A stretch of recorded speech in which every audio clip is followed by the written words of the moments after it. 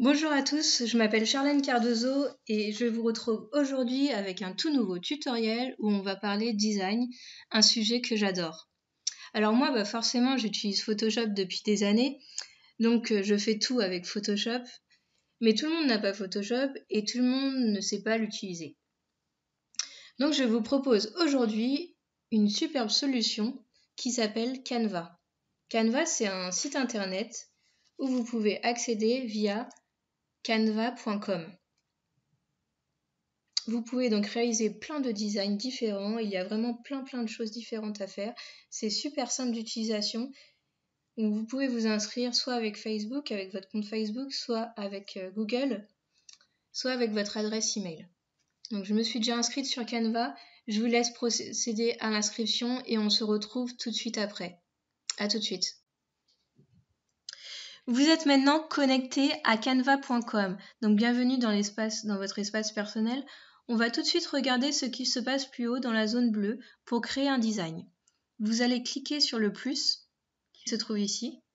Ensuite, vous pouvez voir et observer différents types de templates. Moi, ce que j'adore, c'est qu'il y a vraiment des designs dans l'air du temps. Ils ont créé des templates en fonction de ce que l'on a besoin en ce moment.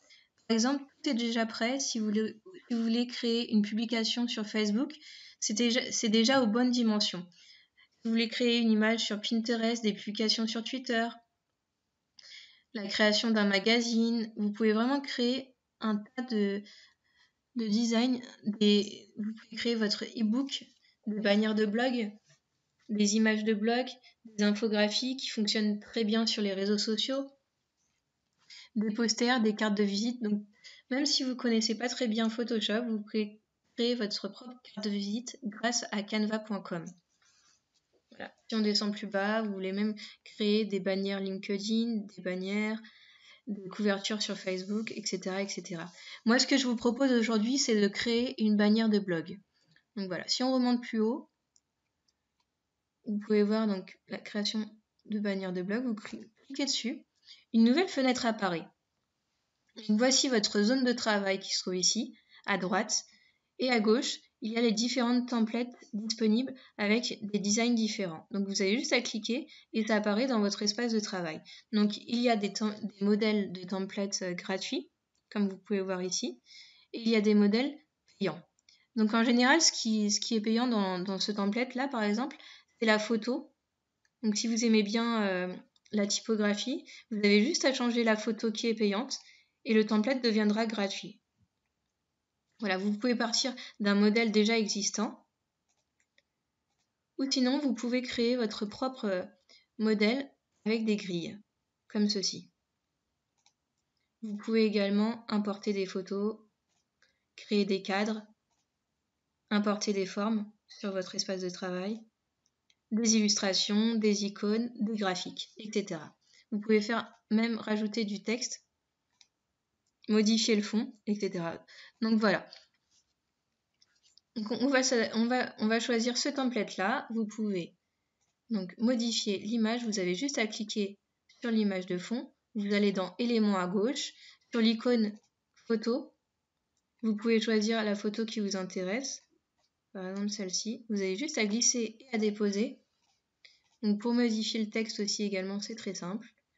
En haut, vous pouvez choisir la police qui vous convient.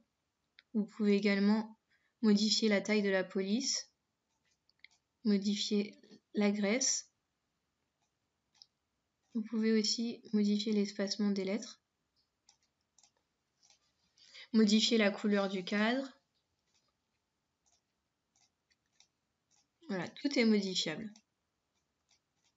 Vous pouvez même modifier ce qui a marqué blog.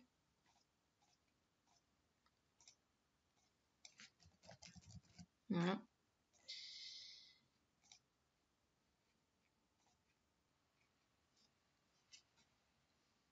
Donc voilà, tout est modifiable. Si vous voulez rajouter une forme, par exemple, vous avez juste à glisser, déposer sur votre espace de travail, à modifier l'épaisseur. Et si vous voulez le supprimer, vous allez directement dans la corbeille en haut.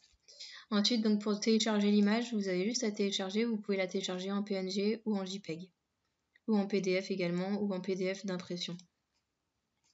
Voilà, donc votre image est prête. Vous pouvez la télécharger comme ceci. Et ce qui est bien aussi avec Canva, c'est que tous vos images, tous vos designs sont directement sauvegardés dans votre espace. Voilà, donc si vous, par exemple, vous avez créé une image, et vous voulez modifier le texte, vous avez fait une erreur sur le texte, vous avez juste à modifier et la réenregistrer. Comme ceci, télécharger. Voilà. Elle s'enregistre directement sur le site. Et c'est votre espace de travail à vous. Donc voilà, j'espère que Canva vous a permis de réaliser de belles bannières pour votre blog. Je vous dis à bientôt et à très vite. Bye bye!